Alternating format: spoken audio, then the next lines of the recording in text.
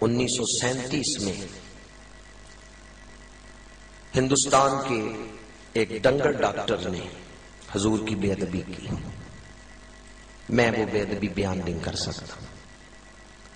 ڈنگر ڈاکٹر تھا تو اس کی سوچ ڈنگروں سے بھی گئی گزری تھی. نام تھا اس کا رام گوپال، ڈاکٹر رام گوپال. پہلے ضلع گڑگاواں میں تھا، بعد میں اس کی تبدیلی ضلع حصار میں کی گئی. چکوال ایک نوجوان سویا ہوا ہے، مرید حسین. کیا نام ہے؟ یہ ڈیوٹی کسی حسین کے مرید کی لگائی گئی ہے. یہ جرت، یہ ہمت وہی کرے گا جو آقا حسین کا مرید ہے. نوجوان کا نام تھا مرید حسین. چکوال میں کریالہ ایک قصبہ تھا، وہاں وہ سویا ہوا ہے اپنے گھر. خواب میں حضور کی زیارت ہوئی. حضور کے چہرے پہ کچھ ملال ہے، پریشانی ہے. یہ نوجوان عرض کرتا ہے یا رسول اللہ صلی اللہ علیہ وسلم، کس نے آپ کو پریشان کیا؟ حضور اس کافر کا چہرہ دکھا دیتے ہیں. ضرور باتیں، اس نے مجھے پریشان کیا ہے. مرید حسین اٹھا تو اپنی ڈائری پہ وہ حلیہ لکھ لیا. جب خواب سے بیدار ہوئے تو حلیہ لکھ لیا کہ اس طرح کے ہندو کا حلیہ مجھے حضور نے دکھایا. چند دنوں بعد ذمہ دار اخبار کے اندر اور ڈاکٹر رام گوپال کی تصویر چھپی اور اس کی بے ادبی بھی چھپی. اب یہ مرید حسین مختلف علاقوں میں اسے ڈھونڈتے رہے تاہاں کہ وہاں پہنچ گئے حصار میں، جہاں اس ڈنگر ڈاکٹر کی ڈیوٹی تھی. ہسپتال کے ساتھ ہی اس کی رہائش تھی. دوپہر کا وقت غائی صاحب جب اس کے گھر داخل ہوئے تو وہ دوپہر کے وقت درختوں کی گھنی چھاؤں کے نیچے چارپائیاں بچھا کے سویا ہوا ہے. ساتھ کچھ بچے کھیل رہے ہیں. ایک چارپائی پہ اس کی بیوی بیٹھی کشیدہ کاری کر رہی ہے، اور ہسپتال کے جو کچھ نوکر تھے وہ بھی اس کے گھر میں کام کر رہے تھے. غائی صاحب جب داخل ہوئے، نوکروں نے دیکھا، آواز بلند کی کون ہو؟ تو غائی صاحب دوڑے اس ڈاکٹر کی طرف. وہ سویا ہوا تھا چارپائی پہ، اور یہ کہتے ہوئے دوڑے، اٹھ گستاخا، نبی دا دیوانہ آ گیا ہے. اردو کی کتابوں میں یہ جملہ آج بھی پنجابی میں لکھا جاتا ہے کہ غازی صاحب نے کس طرح اس کو للکارا. اٹھ گستاخا، نبی دا دیوانہ. اس کی بیوی نے بھی رام گوپال کا نام لے کے کہا رام گوپال اٹھ، کوئی مسلمان آ گیا ہے. رام گوپال اپنی چادر سنبھالتے ہوئے اٹھا. ادھر سے نوکر دوڑے، ادھر سے اس کی بیوی آگے ہوئی. غائی صاحب نے اس کی بیوی کو ہٹا کے رام گوپال کے پیٹ میں وار کیا ہے، پھر اس کو قتل کر دیا ہے. نوکروں نے پکڑ لیا مرید حسین کو. پولیس آ گئی، ہتھکڑیاں لگائیں، پر کون جانے ان ہاتھوں کی خوش قسمتی جنہیں زنجیریں پہنائی جا رہی ہیں عشق رسول کے جرم میں. پولیس والوں نے کہا تیرا نام کیا ہے؟ تو غائی صاحب نے کہا میرا نام ہے عاشق رسول. وہ تو بعد میں راز کھلا کہ ان کا نام مرید حسین ہے. چکوال سے عزیز و اقارب گئے ضلع حصار. وہاں ایک قریشی صاحب جلال الدین قریشی صاحب وکیل تھے. ان کے پاس بیٹھے ہیں اور گفتگو کر رہے ہیں وکالت کے بارے میں کہ ایک مولانا صاحب تشریف لائے. تو ان کو تعارف کرواتے ہوئے جلال الدین قریشی نے کہا کہ یہ اس معاذ اللہ یہ اس بدقسمت ملزم کے والدین ہیں. جب غازی مرید حسین کا نام لے کے وکیل نے کہا نا یہ اس بدقسمت ملزم کے والدین ہیں جس نے قتل کیا ہے، تو مولانا صاحب کو غصہ آ گیا. انہوں نے کہا جلال الدین قریشی بدقسمت تو ہے جسے پتا نہیں عاشق رسول کا نام کس طرح لینا ہے. جس نے گستاخ رسول کو قتل کیا وہ بدقسمت نہیں ہے، وہ تو بڑی قسمت والا ہے جسے اللہ نے اس عظیم مقصد کے لیے چن لیا ہے. پھر جلال الدین قریشی کی آنکھیں کھلیں. پھر اس نے یہ کیس بھی لڑا، لیکن حکومت انگریزوں کی تھی.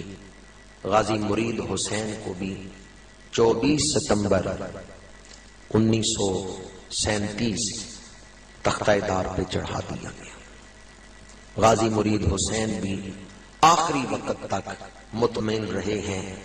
جفا کی تیغ سے گردن وفا شیاروں کی، کٹی ہے برسر میدان مگر جھکی تو نہیں۔ تلا گنگ کے ایک نوجوان میاں محمد شہید رحمت اللہ تعالی علیہ فوج میں ملازم ہیں۔ کچھ ہندو بیٹھے اور مسلمان بھی اکٹھے بیٹھے ہوئے ہیں۔ ایک مسلمان نے حضور کی نعت پڑھی، سارے فوجی تھے، تو ایک ہندو نے کہا کہ میرا بھی دل کرتا ہے میں مسلمانوں کے پیغمبر کی نعت پڑھوں۔ اس ہندو نے نعت پڑھی۔ جب وہ ہندو حضور کی نعت پڑھ رہے، اس وقت چرن داس ڈوگرا ایک فوجی تھا، وہ قریب سے گزرا، اس نے دیکھا ہندو پیغمبر اسلام کی نعت پڑھ رہے، تو چرن داس ڈوگرا نے اس ہندو کو روکا اور معاذ اللہ سما معاذ اللہ بڑی بے ادبی والے لفظ بول کے کہا کہ پیغمبر اسلام کی نعت نہ پڑھو۔ جب اس نے بے ادبی والے لفظ بولے تو انہی بیٹھے ہوئے فوجیوں میں سے میاں محمد شہید رحمت اللہ علیہ کھڑے ہوئے اور اٹھ کے کہا کہ ڈوگرا تو اپنی زبان کو سنبھال لے، آئندہ میرے نبی کی بے ادبی نہ کرنا۔ چرن داس ڈوگرا نے غصے سے کہا میں تو بار بار یہ لفظ بولوں گا، تو جو کر سکتا ہے کر لے۔ میاں محمد شہید حوالدار کے پاس گئے، اسے بتایا کہ ڈوگرا کو کہو اپنی زبان کو لگام دے لے، ورنہ نبی کے غلاموں کو لگام دینا آتا ہے۔ حوالدار بھی اسی مذہب کا تھا، اس نے بھی نوٹس نہیں لیا، اس نے کہا کہ میں سمجھا لوں گا ڈوگرا کو، تو میرے دفتر سے نکل جا۔ میاں محمد شہید رحمت اللہ علیہ دل کو سکون نہیں ملا، یا رسول اللہ کوئی آپ کی بے ادبی کرے اور میں برداشت کر لوں۔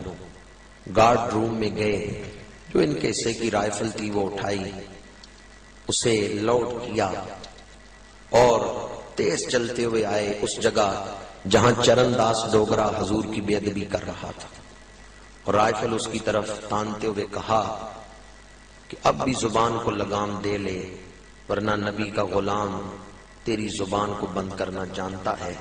چرن داس کے پاس بھی رائفل تھی، اس نے اٹھائی، جواب دینے کے لیے بے ادبی بھی زبان سے کر رہا تھا کہ رائفل اٹھائی۔ میاں محمد شہید رحمت اللہ علیہ نے 10 گولیاں اس ہندو کے پیٹ میں، اس ہندو کے جسم میں وار کیا۔ جب وہ گر رہا تھا تو جناب میاں محمد آگے بڑھے، اور جذبات کا ایک ایسا طوفان تھا کہ پھر اپنی رائفل اس کے منہ پہ مار رہے ہیں، اور اس کے منہ پہ رائفل مارتے ہوئے کہتے ہیں اس ناپاک منہ سے میرے پاک نبی کی بے ادبی کر رہا تھا۔ اور پھر آپ نے اس کی زبان کو اپنے پیر کے نیچے رکھا، اس کی زبان پہ اپنا پیر رکھتے ہوئے کہا اس ناپاک زبان سے میرے پاک نبی کی بے ادبی کر رہا تھا۔ پھر آپ نے خود گرفتاری پیش کی، مقدمہ چلا، سزائے موت کا اعلان کیا گیا۔ اس مہینے کو نسبت ہے غازی میاں محمد شہید کے شہادت کے ساتھ، آج تو 21 اپریل ہے، اور غازی میاں محمد شہید کی شہادت 12 اپریل کو ہوئی، 12 اپریل 1938۔ غازی صاحب کو جب تختہ دار پہ لایا گیا، غازی صاحب نہ جانے کس کیف میں تھے، درود شریف پڑھ رہے تھے کہ تختہ دار پہ آئے۔ جلاد نے کہا اپنی زبان نہ ہلاؤ، غازی صاحب نے کہا تو اپنا کام کر، مجھے اپنا کام کرنے دے۔ جلاد نے کہا کہ زبان بند کر لو، غازی صاحب نے آخری لفظ بولے جس پر پھندا تنگ کر دیا گیا اور تختہ کھینچا گیا ہے، آخری لفظ یہ تھے۔ اب اس کیفیت حضوری کو کون سمجھے کہ آخری لفظ غازی میاں محمد شہید کی زبان سے یہ نکلے سرکار میں حاضر ہوں۔ ذرا تصور تو کریں روح کن بلندیوں کی طرف محو پرواز ہوئی ہے۔ سرکار میں، اسی کو عربی میں کہتے ہیں لبیک